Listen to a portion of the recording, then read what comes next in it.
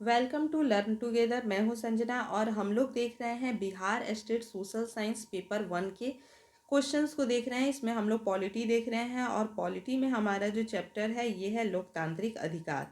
तो इस चैप्टर से हम लोग क्वेश्चंस को कवर करेंगे। आप लोग वीडियो में लास्ट तक बने रहिएगा ताकि आप लोग भी इस क्वेश्चन के साथ में बने रहें। आते हैं अपने प्रश्न पर। प्रश्न हमारा है, निम्नलिखित में से कौन मौलिक अधिकार नहीं है? इनमें से कौन है जो कि मौलिक अधिकार नहीं है? तो विदेश में घूमने का अधिकार जो है ये मौलिक अधिकार नहीं है। Right answer option B. अगला है, मौलिक अधिकारों के रक्षक के रूप में कौन कार्य करता है? तो मौलिक अधिकारों के रक्षक के रूप में सर्वोच्च न्यायालय तथा उच्च न्यायालय ये दोनों कार्य करते हैं। Right answer option D. अगला हो जाएगा, भारत में सबसे पहले किस राजनेता ने मौलिक अधिकारों का सवाल उठाया? तो कौन सा वो राजनेता था? तो वो बाल गंगाधर तिलक थे। Right answer option B. अगला हो जाएगा, समता के अधिकार का उल्लेख भारतीय संविधान के किस अनुच्छेद में किया गया है? तो समता के अधिकार का उल्लेख अनुच्छेद 14 से लेकर 18 में किया गया है। Right answer option B. आगे देखेंगे इसमें, तो मौलिक अधिकार के संदर्भ में निम्नलिखित में कौन कथन सत्य नहीं है? कौन सा कथन है जो सत्य नहीं है? तो ये मौलिक अधिकार असमानता पैदा करता है। Right answer option A. निम्नलिखित में कौन सा अधिकार व्यक्ति के विकास में सबसे अधिक महत्वपूर्ण है? कौन सा अधिकार है? तो मौलिक अधिकार है। Right answer option C. अगला देखेंगे, शिक्षा अधिकार के अंतर्गत कितने वर्ष तक के बच्चे को निःशुल्क शिक्षा का प्रावधान है? तो निःशुल्क शिक्षा का जो प्रावधान है वो कितने वर्ष तक के बच्चों के लिए है? तो 6 से 14 वर्ष तक के बच्चों के लिए है। Right answer option B. निम्नांकित में किस आधार का मूल्य अधिकारों की सूचना से निकाल दिया गया है? अधिकारों की सूचना से संपत्ति का आधार निकाल दिया गया है। Right answer option A. अगला है, अधिकारों के बिना जीवन कैसा होता है? तो अधिकारों के बिना जीवन जो होता है वो व्यर्थ होता है। Right answer option D. निम्नलिखित में कौन सा मौलिक अधिकारों के उपयोग का उदाहरण नहीं है? तो मौलिक अधिकारों के उपयोग का उदाहरण नहीं है बच्चों द्वारा माँ बाप की संपत्ति विरासत में प्राप्त करना। Right answer option D. धर्मनिरपेक्षता का अर्थ होता है, धर्मनिरपेक्षता का अर्थ क्या होता है? राज्य द्वारा धार्मिक मामलों में किसी प्रकार का हस्तक्षेप ना करना। Right answer option C.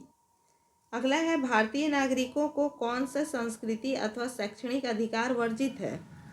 तो यहाँ पर सही जवाब हो जाएगा कि सरकारी विद्यालयों में किसी धर्म विशेष की पढ़ाई। Right answer is option D.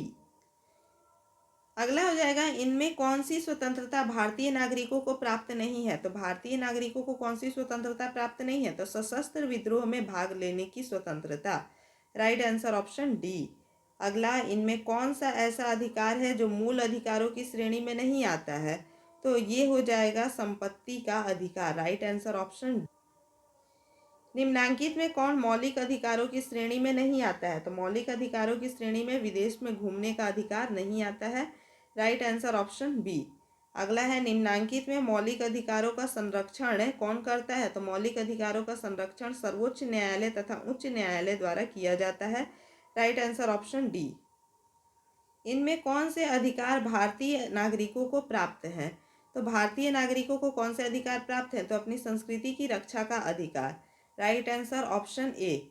अगला है, भारत में मतदान की न्यूनतम उम्र क्या है? तो भारत में मतदान की न्यूनतम उम्र जो है वो 18 वर्ष है। Right answer option D. किस अधिकार का मूल्य अधिकारों की श्रेणी से निकाल दिया गया है? किस अधिकारों का मूल्य अधिकारों की श्रेणी से निकाल दिया गया है? तो संपत्ति का अधिकार है। Right answer option C. अगला है, आपातकाल में नागरिकों के मौलिक अधिकार। तो आपातकाल में नागरिकों के मौलिक जो अधिकार है वो स्थगित किए जाते हैं। Right answer option A. इनमें से कौन सा स्वतंत्रता भारतीय नागरिकों को नहीं है? भारतीय नागरिकों को कौन सी स्वतंत्रता नहीं है? तो सशस्त्र विद्रोह में भाग लेने की स्वतंत्रता नहीं है। Right answer option B. अगला है, भारत का संविधान इनमें से कौन सा अधिकार देता है? तो भारत का संविधान जो है वो अपनी संस्कृति की रक्षा का अधिकार देता है। Right answer option C. निम्नांकित में कौन सा कारक मौलिक अधिकारों के उपयोग का उदाहरण नहीं माना जाता है? तो राइट आंसर ऑप्शन सी, बच्चों का माता पिता की संपत्ति पर अधिकार का होना। Right answer option C. इनमें कौन सा तथ्य धार्मिक स्वतंत्रता को सही व्याख्या प्रस्तुत करता है? तो धार्मिक स्वतंत्रता को सही व्याख्या कौन प्रस्तुत करता है? तो प्रत्येक व्यक्ति की इच्छा अनुसार किसी भी धर्म को अपनाने की स्वतंत्रता मिलनी चाहिए। Right answer option A. एक कल्याणकारी राज्य कैसा होता है? तो एक कल्याणकारी राज्य जो होता है वो लोकतंत्रात्मक होता है। Right answer option A. अगला है, भारतीय नागरिकों के मूल कर्तव्यों को संविधान के किस भाग में जोड़ा गया है? तो इसे भाग 4 के ए में जोड़ा गया है। Right answer option A. निम्नांकित में भारतीय संविधान में धर्मनिरपेक्षता का सही अर्थ क्या है? तो धर्मनिरपेक्षता का अर्थ है राज्य का धर्म से कोई संबंध नहीं है। Right answer option D. अगला, भारतीय नागरिकों को प्राप्त शोषण के विरुद्ध अधिकार में कौन सा अधिकार लोगों को प्राप्त है? कौन सा अधिकार लोगों को प्राप्त है? तो बेगार का प्रतिबंध ये भी प्राप्त है, मानव व्यापार का प्रतिबंध ये भी प्राप्त है, बाल श्रम निषेध ये भी प्राप्त है। तो राइट आंसर ऑप्शन डी, उपरोक्त सभी। व्यक्तिगत स्वतंत्रता के अंतर्गत कौन सा अधिकार नहीं आता है? तो कौन सा अधिकार नहीं आता है? तो स्वयं के विरुद्ध साक्ष्य देना। Right answer option D. अगला है, निम्नलिखित में से किसे मौलिक अधिकारों का पिता माना जाता है? तो मौलिक अधिकारों का पिता मैग्ना कार्टा को माना जाता है। Right answer option D. Bill of rights किस देश से संबंधित है?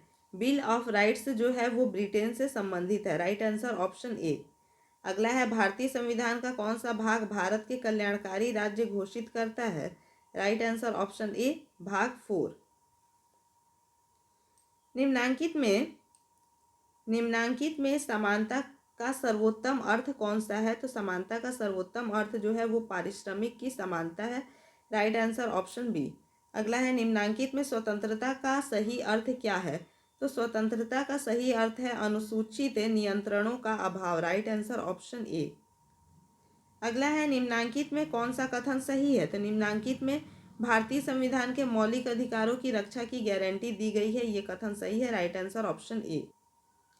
भारत में संघ अथवा संगठन का निर्माण करना किस प्रकार का मौलिक अधिकार है? तो ये जो है स्वतंत्रता का अधिकार है। Right answer option A. आगे है, निम्नलिखित में कौन अधिकार का एक प्रमुख लक्षण नहीं है? तो निम्नलिखित में कौन अधिकार का एक प्रमुख लक्षण नहीं है? तो अधिकार से नागरिकों को कष्ट होता है। Right answer is option A. अगला हो जाएगा, निम्नलिखित में से नागरिकों की स्वतंत्रता संबंधी अधिकार कौन है? तो स्वतंत्रता संबंधी अधिकार जो है ये क्या है? भाषण तथा विचार अभिव्यक्त करने की स्वतंत्रता। Right answer option D, option C. इसके बाद है, इनमें कौन सा अधिकार मौलिक अधिकार की श्रेणी में नहीं है? तो मौलिक अधिकार की श्रेणी में कौन सा नहीं है? तो औरतों एवं पुरुषों का समान कार्य के लिए समान वेतन पाना। Right answer is option D. अगला हो जाएगा, संयुक्त राष्ट्र द्वारा किस तिथि को मानवाधिकार का घोषणा पत्र स्वीकार किया गया था? मानवाधिकार का घोषणा पत्र स्वीकार किया गया था। राइट आंसर ऑप्शन डी, 10 दिसंबर 1948 को। इसके बाद, निम्नलिखित में से धार्मिक स्वतंत्रता का एक सही उदाहरण कौन सा है? तो धार्मिक स्वतंत्रता का एक सही उदाहरण है धार्मिक संस्थाओं को चलाने की स्वतंत्रता। Right answer is option A. अगला है, यहाँ पर मानवाधिकार दिवस प्रत्येक वर्ष किस तिथि को मनाया जाता है? तो मानवाधिकार दिवस जो है ये प्रत्येक वर्ष 10 दिसंबर को मनाया जाता है। Right answer option C. तो इसी प्रकार के हमारे और भी वीडियोस देखने के लिए हमारे चैनल के साथ में बने रहें। वीडियो अगर अच्छा लगे तो इसे लाइक शेयर जरूर कीजिए, और अगर अभी तक चैनल को सब्सक्राइब नहीं किए हैं तो सब्सक्राइब कीजिए। धन्यवाद।